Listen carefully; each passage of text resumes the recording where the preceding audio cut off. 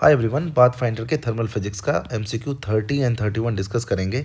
बहुत ही बेसिक सवाल है बट हाईली कॉन्सेप्चुअल है, तो आप इस क्वेश्चन को एक बार स्क्रीन को पॉज करके पढ़ लीजिए, इसे ट्राई कर लीजिए and then you can continue watching the solution.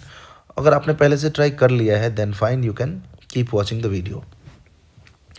तो इस क्वेश्चन में हमारे पास एक लॉन्ग सिलेंड्रिकल वेसल है जो बना हुआ है परफेक्टली कंडक्टिंग वॉल से, यानी जो सिलेंडर है उसके वॉल्स परफेक्टली कंडक्टिंग है। An ideal monoatomic gas is confined with the help of A light piston, यानी यहाँ पे एक लाइट पिस्टन है और इसके अंदर एक आइडियल मोनोएटॉमिक गैस है, ठीक है। और piston can slide inside the cylinder without friction, यानी सिलेंडर के इनर सरफेस और पिस्टन के बीच में कोई फ्रिक्शन नहीं है। Number of atoms of the gas in the vessel are n, इसके अंदर जो गैस, आइडियल गैस, जो मोनोटॉमिक गैस है उसका n नंबर ऑफ एटम्स मौजूद है। Initially the piston is kept in equilibrium against the pressure Pi of the gas with the help of a weight placed on the piston. इसके अंदर जो gas का pressure है initially वो Pi है और पिस्टन इक्विलिब्रियम में इस वजह से है क्योंकि ऊपर एक वेट रखा हुआ है। That means the weight of this block is balancing the force on the piston due to the pressure inside the gas, ठीक है। इतना कुछ दिया हुआ है। In this state temperature of the gas is T, यानी इसके अंदर जो गैस का टेम्परेचर है वो T है, एटमॉस्फेरिक प्रेशर P0 है, ठीक है। These information are given in the question. तो अब हम आते हैं क्वेश्चन नंबर 30 एग्जैक्टली क्या है। When the weight on the piston is removed the gas expands rapidly and finally the piston settles to a position where the force on the piston due to the gas pressure balances the force due to the atmospheric pressure। इस piston के ऊपर जो block है इसको हटा दिया, तो जैसे इसको हटाएंगे तो because of the finite difference in the pressure the piston will move up and it will move rapidly and it will stop finally when pressure inside becomes equal to the atmospheric pressure, क्योंकि piston के weight को तो हमें ignore ही करना है, ठीक है। Which of the following is correct description of this process, यानी इस प्रोसेस में हमें वर्क डन और प्रोसेस कैसा है इसके बारे में सोचना है। तो सबसे पहले तो जैसे ही आप पिस्टन को हटाएंगे, यहाँ का प्रेशर था P0 और यहाँ का प्रेशर था Pi, obviously Py was greater than P0, तो piston will move up, piston को गैस ऊपर की तरफ पुश करेगा because of the finite pressure difference. और फाइनाइट प्रेशर डिफरेंस की वजह से ये जो पिस्टन का मूवमेंट होगा वो रैपिड होगा, वो सडन होगा। तो जब प्रोसेस सडन होता है तो गैस के अंदर जो प्रेशर और टेम्परेचर है वो वेल डिफाइंड नहीं रहेगा, क्योंकि सडन प्रोसेस मतलब non quasi-static process, irreversible process. और इस इरिवर्सिबल प्रोसेस में अब गैस के अंदर प्रेशर और टेम्परेचर कैसे बदला इसके बारे में कुछ नहीं कह सकते, because pressure and temperature can be measured only at the equilibrium state। तो फिर ये क्या था, परफेक्टली कंडक्टिंग वॉल का क्या मतलब है? पर परफेक्टली कंडक्टिंग वॉल का मतलब है कि वॉल का जो थर्मल रेजिस्टेंस है वो जीरो है, यानी कि वॉल के अंदर कोई टेम्परेचर ग्रेडियंट नहीं है, वॉल के हर एक पॉइंट का टेम्परेचर सेम है। इसका मतलब ये नहीं है कि जो गैस है उस गैस का टेम्परेचर हमेशा T रहेगा, दैट इज़ कांस्टेंट रहेगा। कैसे? वॉल का जो थर्मल रेजिस्टेंस है वो तो जीरो है, तो वॉल के अक्रॉस टेम्परेचर जो है वो हमेशा सेम है।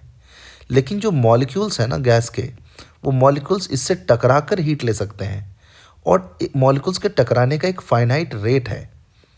फाइनाइट रेट होने की वजह से इसका थर्मल कंडक्टिविटी बहुत ज़्यादा है, परफेक्टली कंडक्टिंग है, इसका थर्मल रेजिस्टेंस हम जीरो मान सकते हैं। लेकिन गैस में जो वॉल से हीट ट्रांसफ़र होगा वो इनफाइनाइट रेट से नहीं हो रहा है, so we can not say that inside the gas also temperature is same at all the time. आप समझ रहे मैं क्या कह रहा हूँ? परफेक्टली कंडक्टिंग वॉल का मतलब है कि वॉल के across at every point temperature will be same, but that does not ensure that inside the gas also temperature will be same। For the temperature to be same inside the gas all the time, gas के अंदर wall से जो heat transfer होना चाहिए वो eight infinite rate होना चाहिए, और ये संभव नहीं है फिजिकली, क्योंकि मॉलिक्यूल जो इसके वॉल से टकरा कर कोलाइड करके हीट ले रहे हैं या एनर्जी ले रहे हैं कह सकते हैं, वो एक फाइनाइट रेट से ही हो सकता है। क्योंकि वो कोलिजन जो करेंगे तो कुछ तो रिलैक्सेशन टाइम होगा ना। तो इनफाइनाइट रेट से एनर्जी एक्सचेंज, हीट एक्सचेंज नहीं कर सकता है gas with the walls. So we can not say that what has happened to the temperature during the process. So here temperature and pressure of the gas is not well defined as system is not in equilibrium. The process is irreversible. The process is irreversible. समझ गए बात को? Process irreversible है तो हम define नहीं कर सकते। हाँ, एक और बात मैं कह दूं, ऐसा नहीं है कि एक इरिवर्सिबल प्रोसेस आइसोथर्मल नहीं हो सकता। एक इरिवर्सिबल प्रोसेस भी आइसोथर्मल हो सकता है, लेकिन यहाँ पर this perfectly conducting wall does not ensure that temperature inside the gas will always remain same and we can not measure pressure and temperature while the process is occurring, so we cannot say that this process is isothermal। तो क्योंकि ये process isothermal नहीं है और pressure तो लगातार इसका बदल ही रहा है, जब तक पी नॉट नहीं हो रहा है। पहले भाई पी आई था, बाद में पी नॉट हो गया, तो प्रेशर इज कंटिन्यूसली चेंजिंग। तो इसलिए प्रेशर तो सेम नहीं रहा और हर एक मोमेंट पर गैस के अंदर का टेम्परेचर पे हम कमेंट नहीं कर सकते अभी, तो टेम्परेचर भी सेम नहीं रहा, इसीलिए प्रोसेस आइसोबारिक या आइसोथर्मल नहीं है। लेकिन एक बात समझिए, तो ये ऑप्शन तो आप समझ गए होंगे कि ये सही है। भाई प्रेशर में तो आपको कोई कन्फ्यूजन नहीं होना चाहिए कि प्रेशर पहले पी आई था, बाद में पी नॉट हो गया इनसाइड वाला, तो प्रेशर तो चेंज ही हो रहा है, तो प्रोसेस आइसोबारिक नहीं हुआ। आइसोथर्मल क्यों नहीं हुआ? Because for the process to be isothermal only perfectly conducting wall is not enough. Gas के अंदर इनफाइनाइट रेट से हीट ट्रांसफर होना पड़ेगा यहाँ पर, विच इज़ नॉट पॉसिबल। तो हर एक स्टेट पर टेम्परेचर भी सेम नहीं है। But yes, final temperature will be same as the initial temperature. How? Finally, when the system is in equilibrium here, it will have enough time to exchange heat with the surrounding. It will exchange heat with the surrounding and its temperature will finally become same as the temperature of the surrounding. क्योंकि initially जहाँ ये equilibrium में था, वहाँ पे जिसका temperature T था वो सराउंडिंग के टेम्परेचर के बराबर ही था, क्योंकि वॉल कंडक्टिंग था। फाइनाइट रेट से ही इसके अंदर हीट का ट्रांसफ़र हो रहा है, बट फिर भी थोड़े से टाइम में टेम्परेचर अंदर का और बाहर का सेम था, टी था। तो बीच में क्या हुआ नहीं पता, लेकिन फाइनली जब यहाँ पर आकर पिस्टन रुकेगा तो थोड़े से टाइम में अंदर का भी जो टेम्परेचर है वो यूनिफॉर्म हो जाएगा और उतना ही हो जाएगा जो सराउंडिंग का है, that will become so the temperature will become equal to T. तो T final is equal to T initial is equal to T as vessel is conducting. Conducting vessel होने की वजह से इनिशियल और final temperature will be same, but during the process the temperature might be changing, we have no idea about, है ना। Actually we can not define the temperature, है ना, because process is irreversible. और pressure temperature तो हम equilibrium state में ही major कर सकते हैं, तो हम मेजर ही नहीं कर पाएंगे प्रेशर टेम्परेचर को, है ना। सो आइसोथर्मल प्रोसेस नहीं है, ओनली इनिशियल और फाइनल टेम्परेचर सेम है, ठीक है। तो ये ऑप्शन तो सही हो गया। अब वर्क डन के बारे में बात करते हैं। वर्क डन के बारे में बात करेंगे तो आपने पढ़ा है वर्क डन होता है integration of P d V, but the problem is that the process is so rapid, process इतना रैपिडली हो रहा है कि हम इनसाइड द गैस प्रेशर क्या है अलग अलग स्टेज पे वो बता ही नहीं सकते, तो ये यूज़ ही नहीं कर पाएंगे। We can not use this as process is non-quasi-static, ठीक है, तो हम इसको यूज नहीं कर सकते। लेकिन एक बात हम समझ रहे हैं कि गैस ने आखिर वर्क किया किस पर? सराउंडिंग पर। फ्रिक्शन तो है नहीं, तो वर्क तो सिर्फ सराउंडिंग पर ही हुआ, और सराउंडिंग यानी बाहर एक्सटर्नल जो एटमॉस्फेयर है उसके अंदर जो प्रेशर है वो है पी नॉट। तो बेसिकली यहाँ पर जब था पिस्टन तब भी यहाँ पी नॉट था, और जब यहाँ है तब भी पी नॉट है। तो यहाँ से यहाँ तक गैस ने जो वर्क किया वो सिर्फ एटमॉस्फेरिक प्रेशर के अगेंस्ट किया। So work done by gas is equal to work absorbed by the atmosphere, that is P naught V final minus V initial, ठीक है। P naught V final minus V initial. Work done by the gas will be this. अब ये हमें निकालना है। तो अब ये वी फाइनल और वी इनिशियल को कैसे रिलेट करें? तो एक बात हमें समझ आ रहा है कि इनिशियल और final temperature is same, initial final temperature same है, तो इक्वेशन ऑफ स्टेट तो इक्विलिब्रियम में लग जाता है। तो पी इनिशियल वी इनिशियल को पी फाइनल वी फाइनल लिख रहे हैं। कंफ्यूज नहीं होना, ये इनिशियल और फाइनल स्टेट पे बस लिख रहा हूँ। P V equal to constant is not valid during the process here. During the process ये वैलिड नहीं था।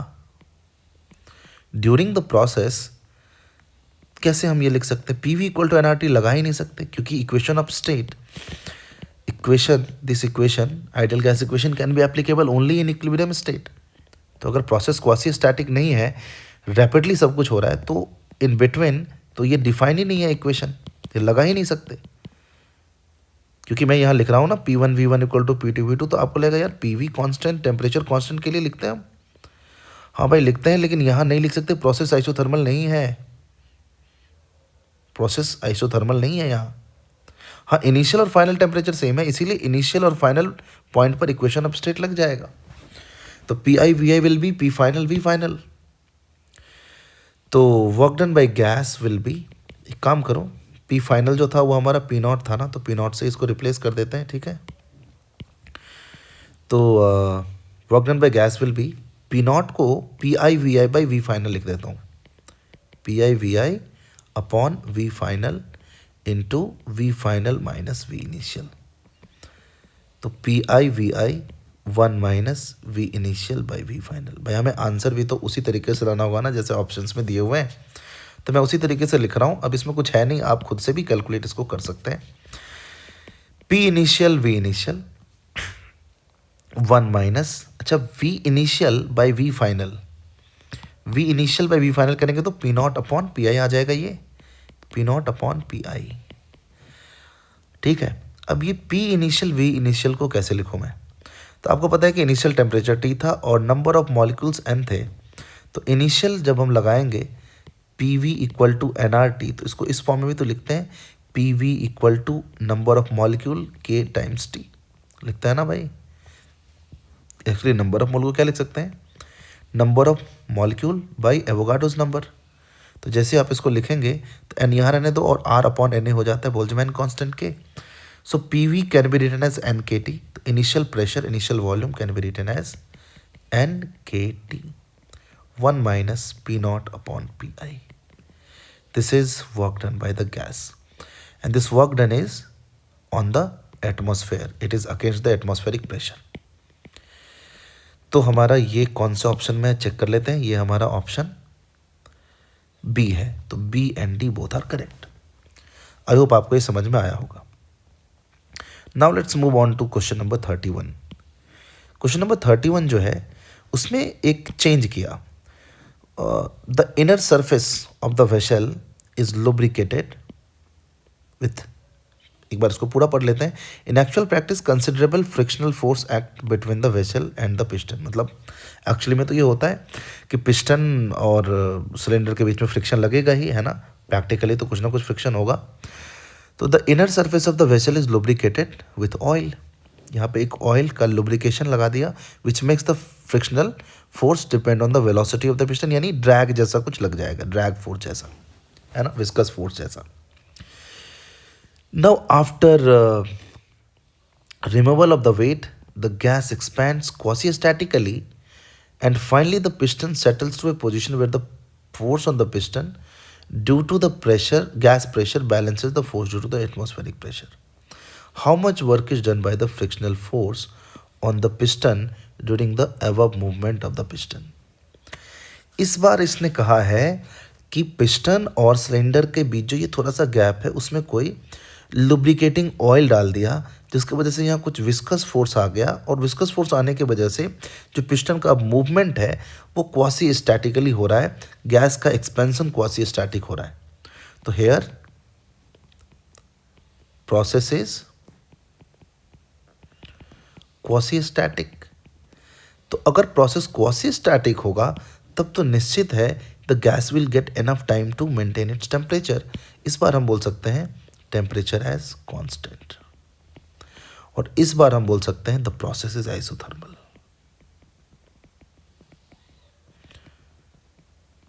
ये हमारा प्रोसेस पता चल गया हमें, आइसोथर्मल होगा।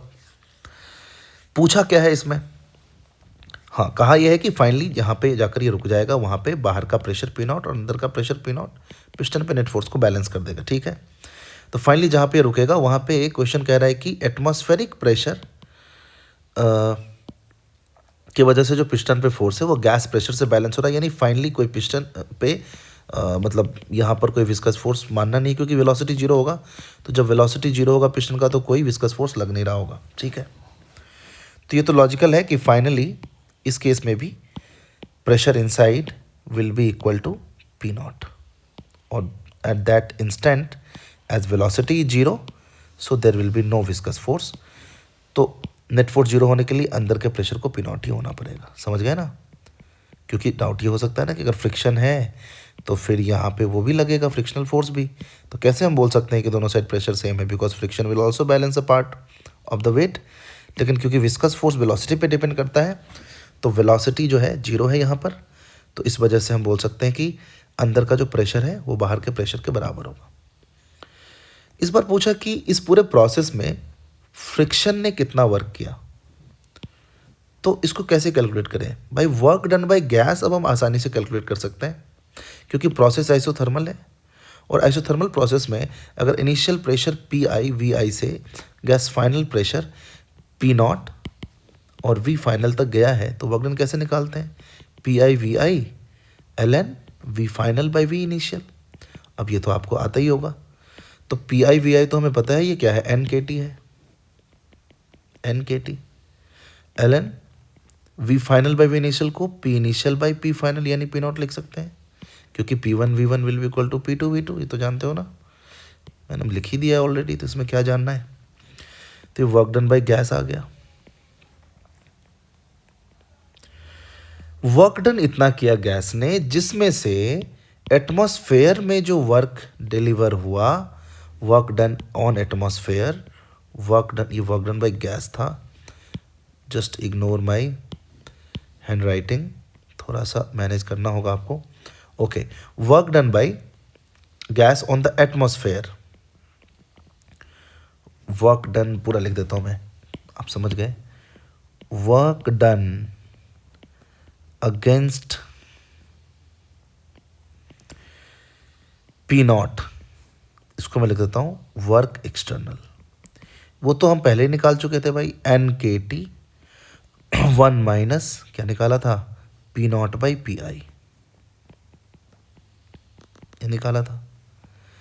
अब गैस ने जो वर्क किया है वो दो ही जगह पे तो गया है।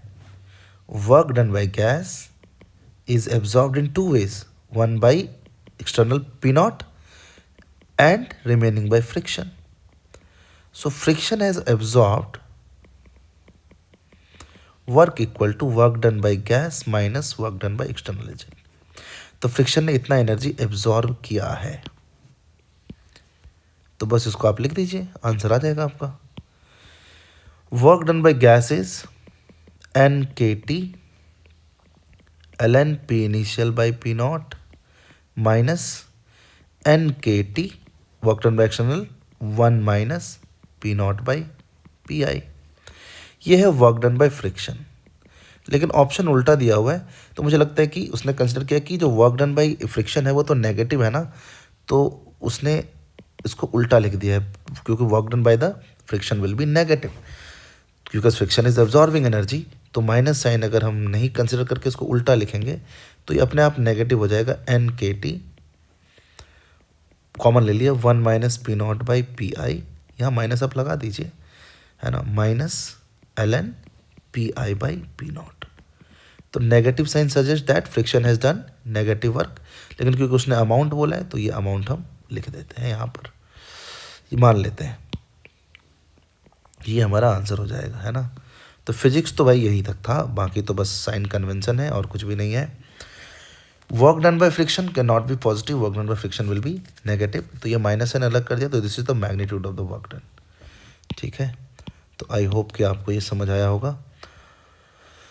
तो हमारा ये लास्ट क्वेश्चन था जो MCQ का मुझे डिस्कस करना था, लास्ट कुछ दिनों से मैं लगातार क्वेश्चंस के सॉल्यूशन डाल रहा हूँ थर्मल फिजिक्स के।